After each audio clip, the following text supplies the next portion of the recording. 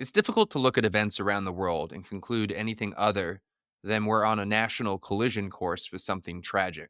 Meanwhile, year after year, budget after budget, official strategy after official strategy, the U.S. has failed to build a military capable of projecting power where it's needed. Hence the backsliding and the accelerating feeling of things spinning out of control. Some say the right response to this more dangerous world is to write a lot of it off. It's not our problem.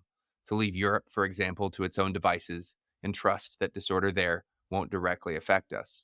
Those curious about this approach should check out the 20th century when we tried this twice and see how it worked out then.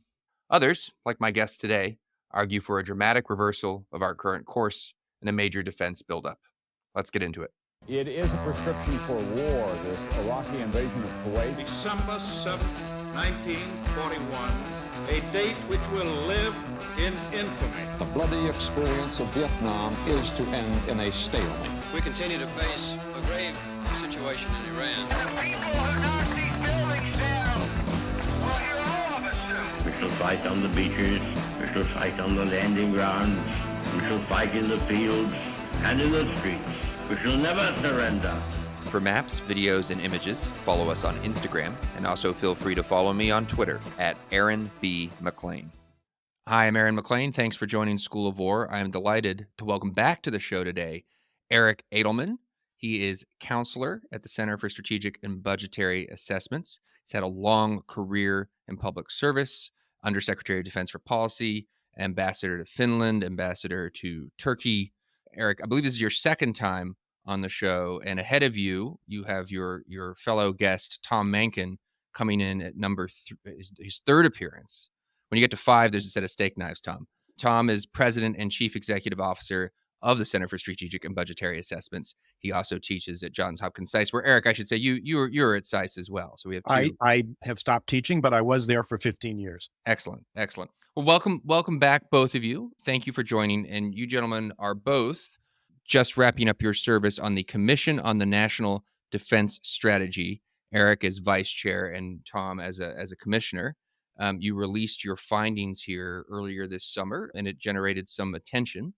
And I wanted to just tee us off by asking a very broad question for those maybe who do not follow these processes closely at home. What is the National Defense Strategy? Where does it fit in the nation's policymaking process? And from there, we'll go to your recommendations. Well, maybe I can start, and Tom, I'm happy to have him chime in and correct me where I get things wrong. So first, the National Defense Strategy is a requirement of the National Defense Authorization Act. Department of Defense has to provide one at the outset of every new administration. It is the legacy requirement of earlier requirements that the Department of Defense provide a quadrennial defense review. That was what it was called in the 90s and early parts of this century.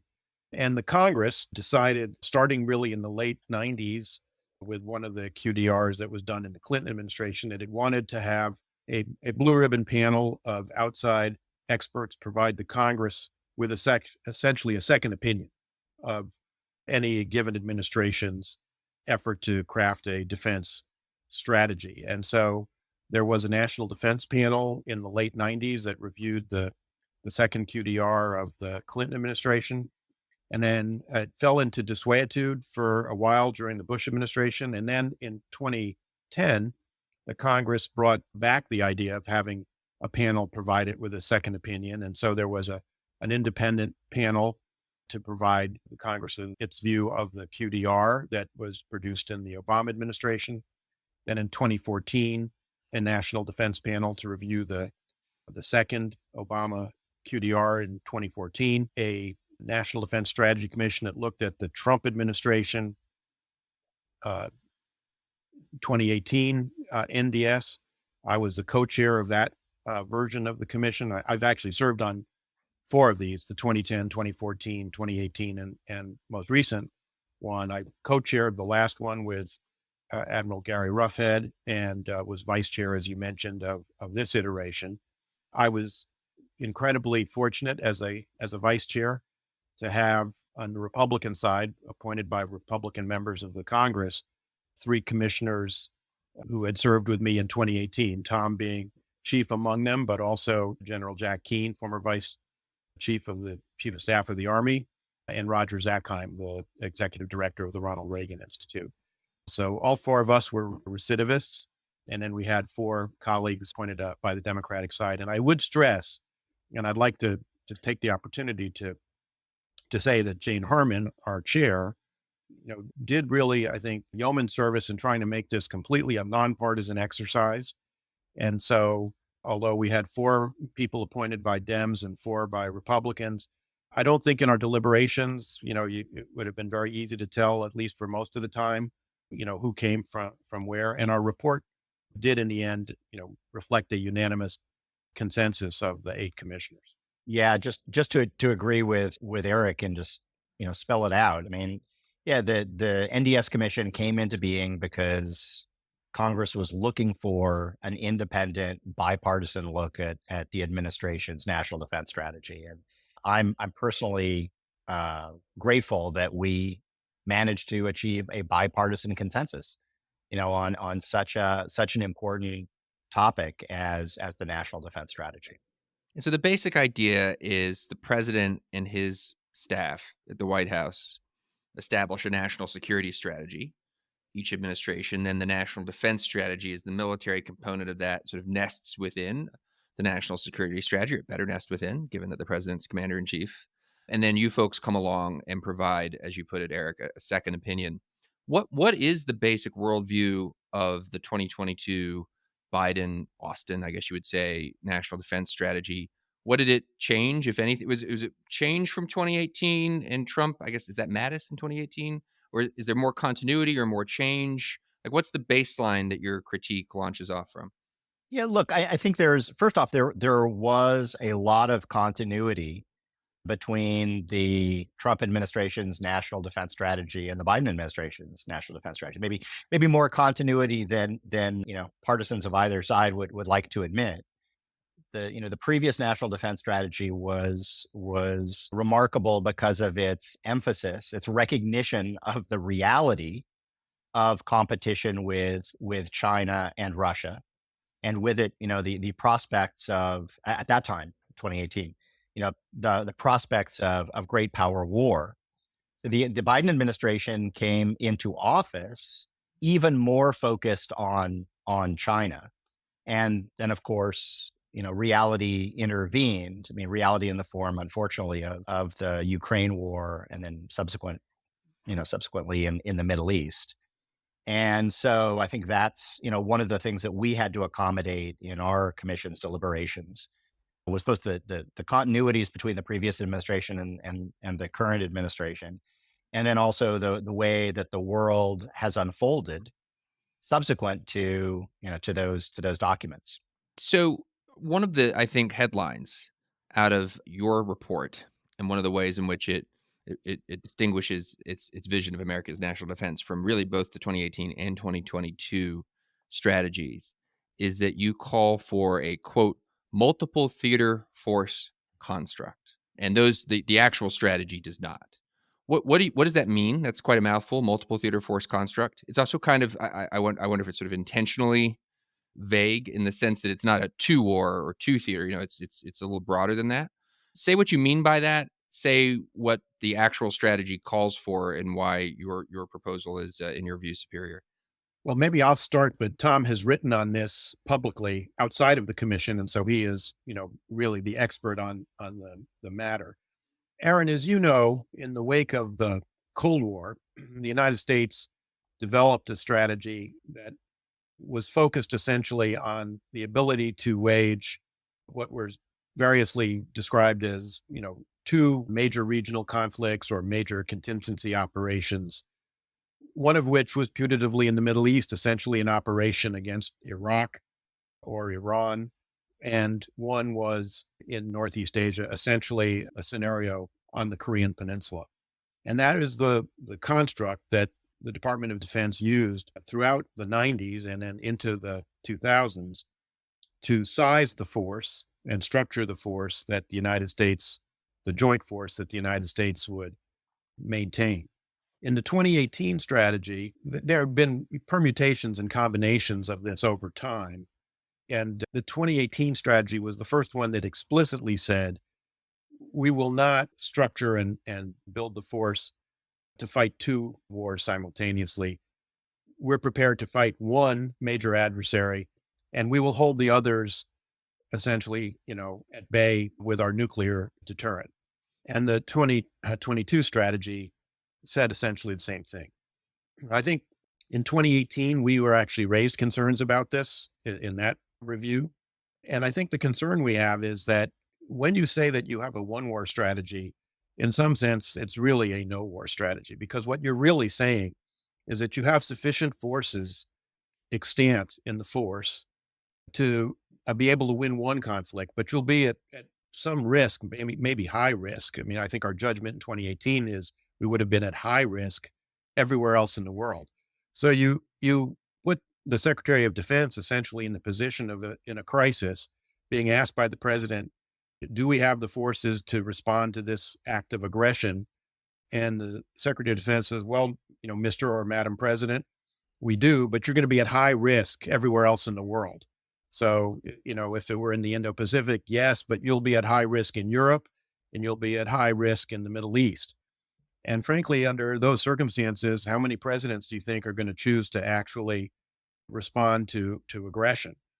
So I think it is our view that the United States, and I think our view is that reality has imposed this on us.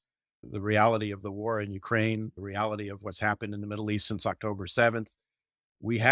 We're a global power with global interests, and we have to have a force that's capable of doing many things at once and basically deterring conflict, hopefully, in all of these places. So we have to have sufficient forces that can do more than one thing at a time, because you don't want to make yourself subject to potential opportunistic aggression if you commit yourself to one fight and have someone join in another. But again, Tom is really the expert on this, having written in Foreign Affairs and elsewhere on this subject. Well, yeah, I don't know about that, but no, I appreciate it. Look, Eric talked about the world as it is. And so I think we considered the world as it is. And the world as it is includes certainly three vital theaters for the United States: the Pacific, Europe, and the Middle East. And previous administrations have tried at various times in various ways to downgrade or disengage us from those different theaters unsuccessfully, wholly unsuccessfully. And so if we are a global power, and I believe to my marrow that we are a global power, then we need to account for three theaters. That's one part of, the world as it is. Another part of the world as it is involves the adversaries that we face. And we face China, we face Russia, we face North Korea, we face Iran. And if we just think about them acting on their own, those adversaries don't respect regional boundaries that we draw up.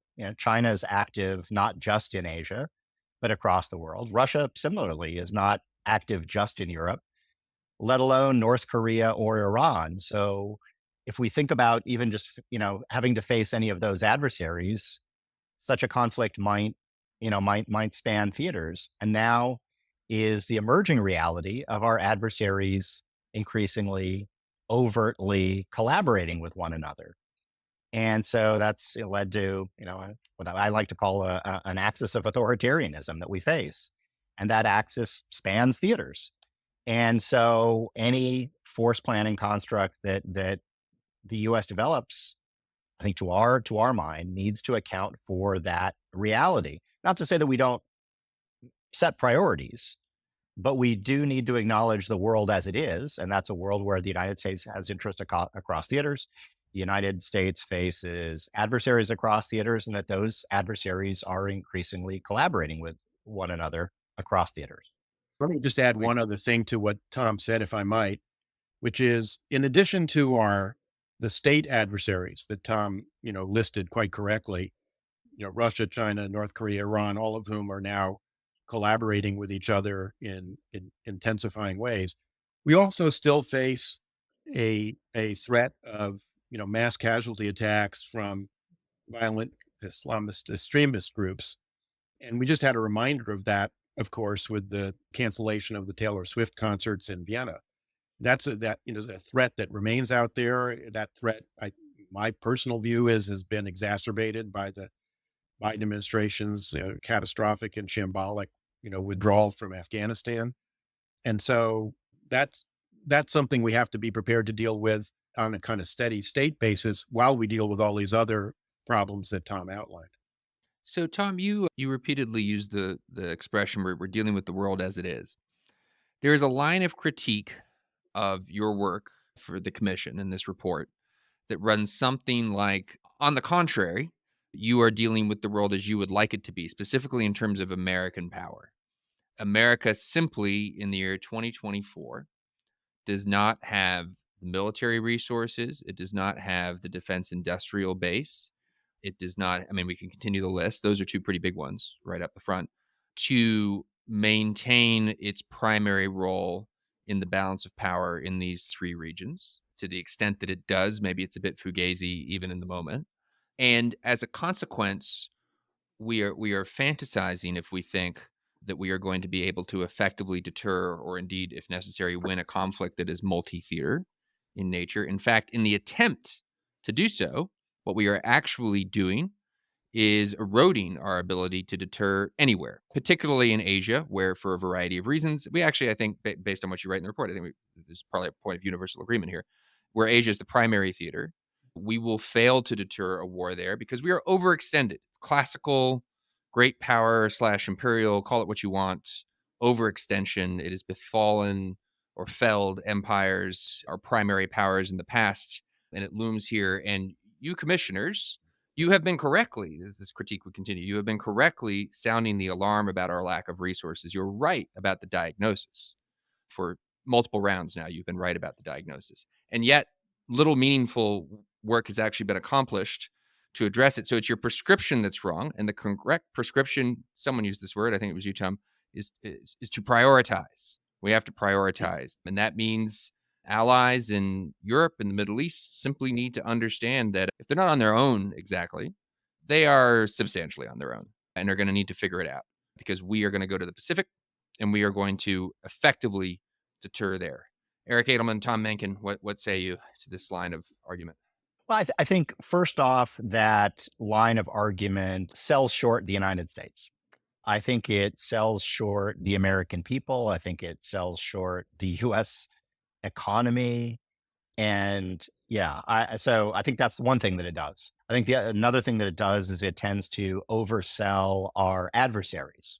So I think that view flows from a flawed net assessment of the balance between us and our adversaries. And by the way, that any such net assessment should include not just us, but our allies. And so if the real lineup, is America and its allies, let alone its friends, versus this axis of authoritarianism, I'm not sure how you can bet against America and its allies. To the argument that, and if you take that argument seriously, then the United States needs to play an active role working with its allies. And here I'll defer to Eric, the career foreign service officer who knows much more about alliance relationships than I do. But in my experience as a scholar and practitioner has been that our alliances are much more effective when the United States is actively engaged. And indeed, we see it, right? We see it in the response to Russia's war of aggression in Ukraine, where our allies are supporting Ukraine also across theaters. It's not just our allies in Europe that are supporting, or even our friends in Europe that are supporting Ukraine. It's allies across the globe. So I think that's an important part of it. We can have another conversation about like how effectively or efficiently or inefficiently the U.S. government does its job in generating American power and American military power. That's another part of what we talk about in the Commission's report. There's plenty of room for discussion, plenty of room for improvement there. But ultimately, the idea that the United States is not a global power, should not be a global power, to my mind, underplays America and our allies.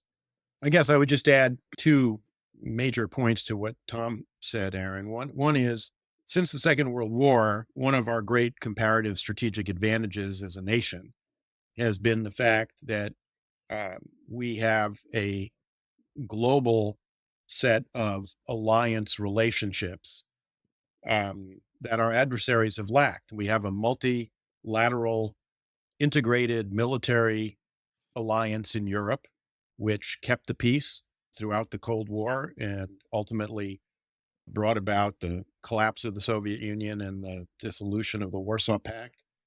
We've had bilateral defense treaties with important powers in East Asia. Our bilateral treaties with, first and foremost, Japan, but also the Republic of Korea. Once upon a time, the Republic of China, Taiwan, but now not a treaty obligation anymore, but other obligations enshrined in the Taiwan Relations Act of 1979 that came about after we abrogated our treaty in order to fully normalize relations with the People's Republic of China. Treaty relationship with the Philippines, which is now increasingly important. And of course, Australia. And we have not treaties, but a system of so-called special relationships in the Middle East, notably with Israel, but also the Kingdom of Saudi Arabia, Egypt, Jordan, the United Arab Emirates, others, Morocco. And those defense commitments that we have to our allies are in some sense indivisible. You know, the idea that we can look at these theaters of operations in some kind of stovepipe and say, well, we're going to prioritize the Indo-Pacific and, as you said, tell our allies in Europe and the Middle East to, fend for themselves by and large. That will have enormous impacts on our allies in the Indo-Pacific, on whom, for instance, we rely for access to the region. And that access is particularly important given the buildup of Chinese capabilities that are aimed at limiting our access to the region. So the notion somehow that these commitments are divisible, I think, is a chimera, honestly. And, I think back to the Obama administration's failure to abide by its own red line on Syria's use of chemical weapons. Tom may have had the same experience. The people I heard from who were most exercised about that were our Japanese and Korean colleagues who were worried about what did that mean for the U.S. commitment to defend them in the East China Sea and the South China Sea, et cetera. So that's point one. Point two, on the military means at the disposal of the United States. Look, our last report in 2018 said the United States, if current trends continued, was at risk of losing a conflict if we got into one. And, I could go back and there's a steady stream of reports. I mean, in 2010, our report said that we could see a train wreck coming because the resources we were devoting to defense were declining in the Obama years, and the challenges we were facing were increasing. In 2014, after the Obama administration executed its so-called pivot to Asia, we said that the Budget Control Act, which imposed a across-the-board 10% cut in the Defense Department budget, was a strategic misstep for which we would pay in the future. And in 2018, as I said, we forecast the potential we'd lose a conflict. We came back as a group to look at this in 2023 and 24, and we found everything had gotten worse. But that's not an act of God that we were responding to. That was the act of human beings in the United States Congress and the executive branch who have not prioritized the national defense. I mean, as we describe in our report, we're facing arguably the biggest challenge we faced since 1945, more complex and in some ways more dangerous than in the Cold War. Yet the resources we're devoting to defense have been declining. That's a choice that we've made. And the same for our industrial base. The reason why our defense industrial base has been shown to be lacking during the Ukraine exercise, and in that regard, I think President Putin did us a favor in a sense, because it exposed the fragility of our defense industrial base. But the reason it's fragile is because after the Cold War ended, we took a big procurement holiday, spending decreased, and the defense industry had to consolidate into a smaller number of units capable of producing defense goods. And we're now paying for that. And it is true that if we're going to be a global power and deal with the challenges that we describe in this report, we're going to have to make a major investment in that defense industrial base in order to allow it to be able to surge production. Because what we've seen in Ukraine and also in the Middle East is that modern warfare, is, it is very costly, and it is going to consume enormous amounts of munitions. Let me push a little harder specifically on the question of the military balance. And the very first thing that you said, Tom, that this line of critique undersells the United States. And listeners to the show will be unsurprised to hear me say I'm with you on a lot of what you say. To include the indivisibility of commitment seems to me to be, or of challenges seems to me to be hard to argue against these days. I was wasting time this morning on Twitter instead of doing my work, and there's this guy I follow. Perhaps you're familiar with his work, Tom Shugart. I may be mispronouncing that, possibly Shugart. I've never actually met him, but he's affiliated with CNES, former Submariner. And he had a tweet thread this morning, which is, a thing that we do these days, about this, the Chinese containerizing anti-ship capabilities so as to disguise them, and how a ship that potentially, he's a scholar and expert in these matters, a ship that potentially could be a base or nest for such containerized items is just sitting right now at a pier something like a mile or two from the Norfolk Naval Base. And it's an alarming, really interesting, actually, thread that, he has no evidence, obviously, that this ship has that kind of thing on it. He simply makes a pretty strong circumstantial case that it could. And here it is. It's sitting right in front of us, which makes you think, of course, that, why would we assume that a war, even just with China, occurs in the Western Pacific? It could easily start in the Atlantic, or at least involve a very early component in the Atlantic. So anyway, leaving all that aside, the military balance, I do think there is a dilemma. I don't think you guys would reject that there is a dilemma here that we need to have a serious answer to, which is, it's all well and good to say that, yes, we'll count our allies in the balance of power. The United States economy is really, comparatively speaking, not that bad compared to our adversaries. We'd rather be us than them, et cetera, et cetera. Nevertheless, China is doing the equivalent of making a play for Cuba, as though the United States were making a play for Cuba. It's making a play for something in its own backyard in a Taiwan scenario, arguably in a conflict with the Philippines too, or any number of other scenarios we could think about. And we are not. We are going halfway around the world. We are projecting power at a point away from the United States, sort of much further away than Europe, obviously, or probably comparable to the Middle East in terms of logistical challenges, but then a much more serious adversary. So they can put everything they've got into it. But what you guys are saying is actually, we kind of have an obligation not to. We have an obligation to manage all of these other commitments as well. And so, how can you be so confident? I feel like this line of critique would then utter, how can you be so confident that the balance of power, in fact, is in our favor? Even if in a magical world where Jane Harman and Eric Edelman and the commissioners and Tom Mahnken suddenly were emperors for a day in our defense commitments and spending and so forth, did everything you recommend in the report, well, that's still years to go before we really get to where we need to be. So how do we, shouldn't we be a little alarmed about the balance of power specifically in the Western Pacific? And what on earth are we going to do about it in the short to middle term?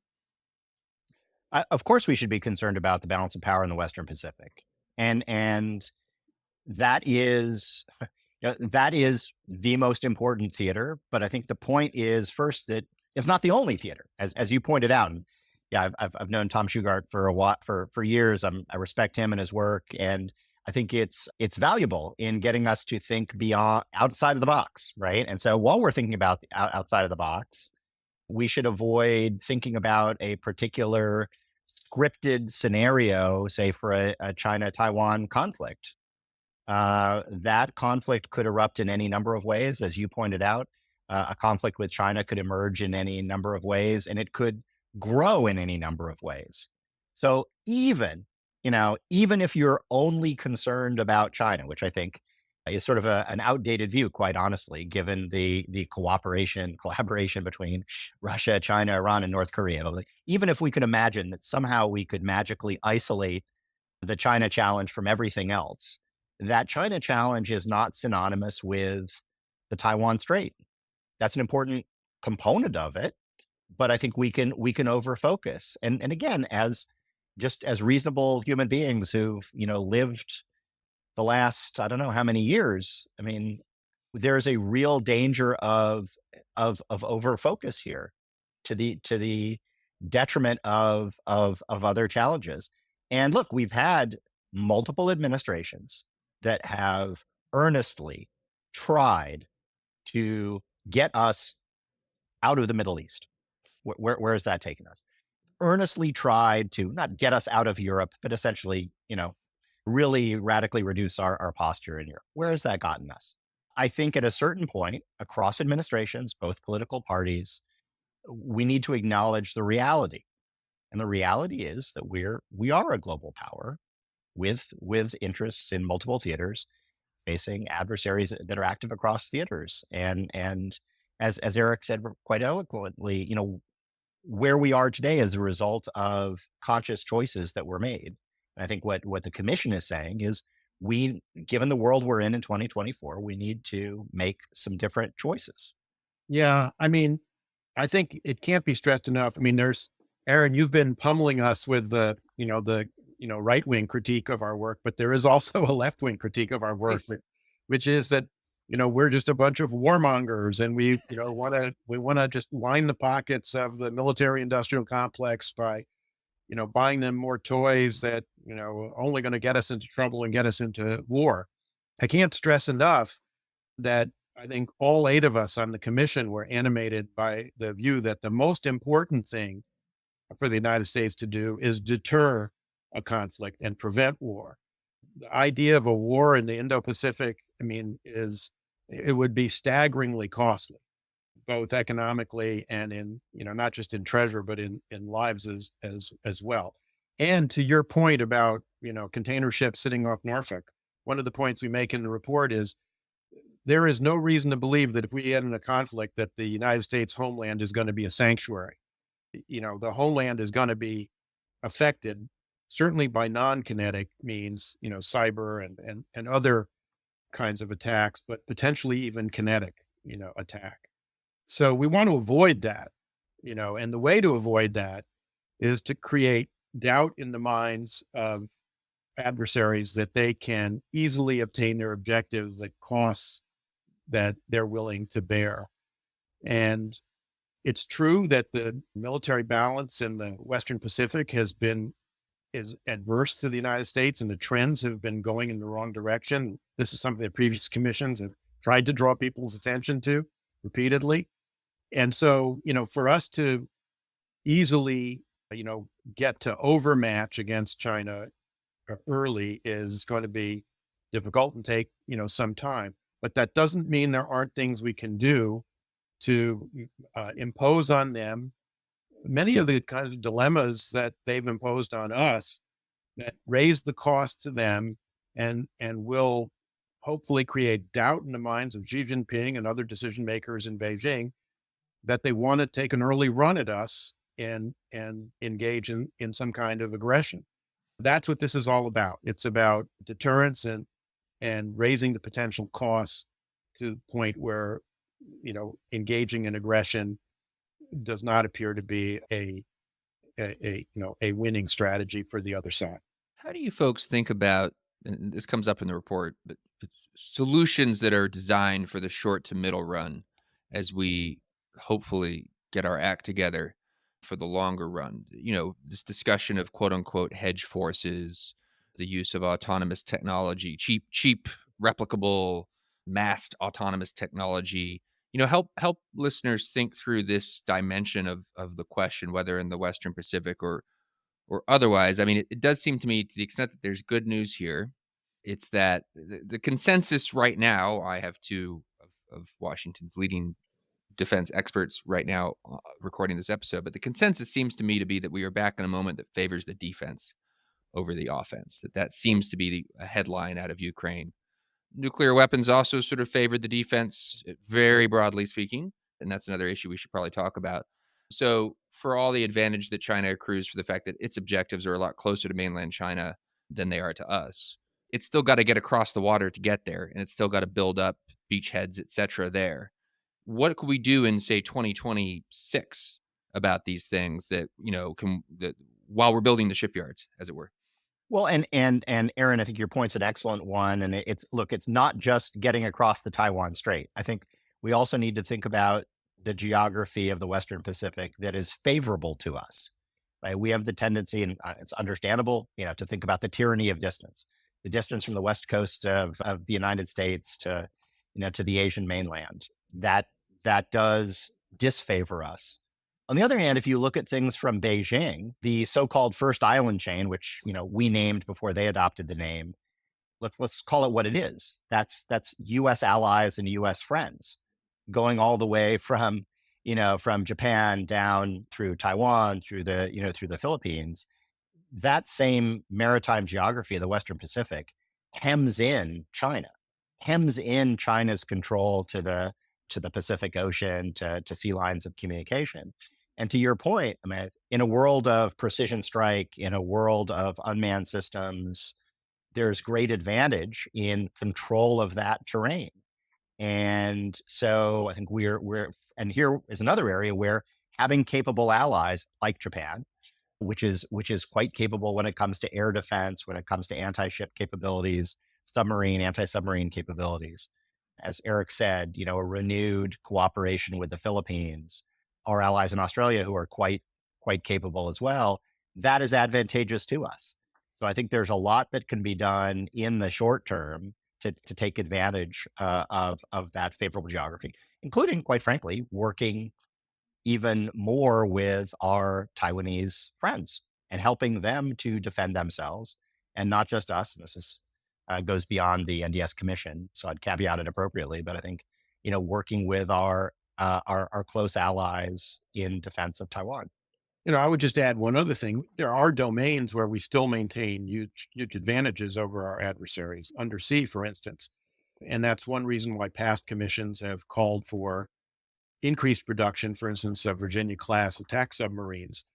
But to your point, Aaron, about building the shipyards, it's one reason why the defense supplemental that was passed in April was so important, because not only did it increase our support for Ukraine, but there was a big chunk of money in there for the submarine industrial base that will allow us to increase our capabilities there, notably to make good on our undertakings with the UK and Australia as part of AUKUS, which is, I think, one of the more salutary initiatives of the Biden administration, but also, to be able to just increase our own production. I mean, we've called in the past for production of 3 Virginia-class subs a year, up from 2 that were forecast, but we're actually producing about 1.5. You mentioned the supplemental. Roger Wicker, ranking member of Senate Armed Services Committee, obviously played a leading role in that, among other related issues on the Hill. We just had him on the show talking about his report, 21st Century Peace Through Strength, which calls for 5% of GDP to be spent on defense. It strikes me that from a very big picture point of view, his report and your commission's report are pretty consonant with each other. There are some interesting. I'm curious to know your how you would say. I mean, he calls explicitly in that report for a quote 2-war force construct, which is a little more specific than where your report came down. So I'm curious how you think about that distinction. But I'm also curious how you think about the 5% number. What number is the right number? And then critically, and you gentlemen are commissioners and scholars, so it's a little easier for you, I think, to talk about these things than elected officials. How are we going to pay for this stuff? Because it is really a lot of money. So please, there were sort of a few questions in there, but feel free to tackle it however you like. Well, just very briefly, because I know we're running out of time. First, I think it's important to say that Senator Wicker's work and our work, went on independently of one another. Now it's also true his staff had some sense of what we were doing on the commission, because we had an interim report to the Senate Armed Services Committee that we did orally. So they had the benefit of that as they were doing their work. But these were 2 sort of independent efforts. And I think it's important to make that clear. Although there is a certain amount of overlap, as you point out, in what each group, has argued. On the issue of resources, I think, what we said in our report, if we'd had to try and get unanimity among, everybody on what the top line number should be, we probably would never have come out, with a report, because I think we all have individual views, higher or lower, or what have you. But I think what we did say pretty effectively is, if we make the argument as we do that we are facing a challenge certainly as big as what we faced in the Cold War, if not bigger, then it requires at least a kind of level of effort like we had in the Cold War. And in the Cold War, the average that we, spent as a percentage of GDP on defense was something, I think like it was 4.9%. So pretty close to that 5% figure that you cited, but it was higher at various points and lower at others. I think it peaked out in fiscal 51 at 16%, at the beginning of the Korean War. During the Reagan years, it was in the 6 to 8% range. We're down, hovering right around 3%. So we've got to have a serious investment. It's going to take a few fiscal years to ramp up to get to that level, to get the Department of Defense in a position, frankly, to be able to absorb a large influx of funding. But we need to be able to invest in the defense industrial base to allow it to have surge capacity. We have to have that level of effort, and I think we were unanimous in that. Yeah, look, I think the parallel between Senator Wicker's effort and our effort derives from the fact that I think we both just started with the world as it is. The world as it is in terms of U.S. interests, in terms of threats. And I think the logic certainly led us on a bipartisan basis to acknowledge the need to do much more in terms of defense resources. The other alternatives just don't make sense. I mean, we're not going to just say goodbye to the Middle East and or Europe. We're not just going to walk away from our allies or our territory. So we've got to do something about it. And as Eric said, once you go to that point, then you just sort of need to triangulate. I don't know what the right answer is, but you need to triangulate it. And so you look at historically when we faced somewhat comparable challenges, how much were we able to do to meet those challenges? And as to, how do we afford it? Well, I mean, I nominally have a degree in international economics, but that's not really a serious thing. I mean, look, the defense budget is politically derived, not economically derived. We have done much more when we've needed to in the past. And oh, by the way, that investment in national defense has also yielded jobs. It's yielded technology. I think, quite frankly, it's one of the few uses of federal spending that actually produces things. And so, and look, we have a Congress that saw fit to spend $2 trillion on infrastructure during COVID. I mean, it's a Congress, whoever's in the majority, whoever's the minority, is not averse to spending money. I think the point is that a more threatening world demands greater resources for defense. And that's not to say that we can't do things more efficiently, that we can't find efficiencies. I think we're unanimous as commissioners that we absolutely have to do that. But we're not going to meet the threats to American security from change that we find between the pillows of the couch. We should do that. We should be good, responsible stewards of the American taxpayers' dollars. But just efficiencies are not going to get us where we need to go. In our report, Aaron, we said some things that I'm sure will tick off, people right and left, literally. So I think we all agreed that, part of the way that we pay for this, to your question, we may need additional revenues. That may mean taxes, but we also have to clearly reform entitlements. If you look at the 20-year Congressional Budget Office projections of the deficit, the main drivers of that deficit, which I think all agree is a potential threat to national security over the long term, are Medicare, Medicaid, and Social Security. And those are going to have to be reformed, as well, in order to get us where we need to go. But I would just say one thing: the Constitution of the United States, directs the Congress to provide for the common defense. It must do that. It's an obligatory requirement of the Constitution. All the other parts of the federal budget are things that they may do. So, I mean, I think that is the most important obligation of the federal government, is to defend us. Eric Edelman, Tom Mahnken, both commissioners on the Commission on the National Defense Strategy.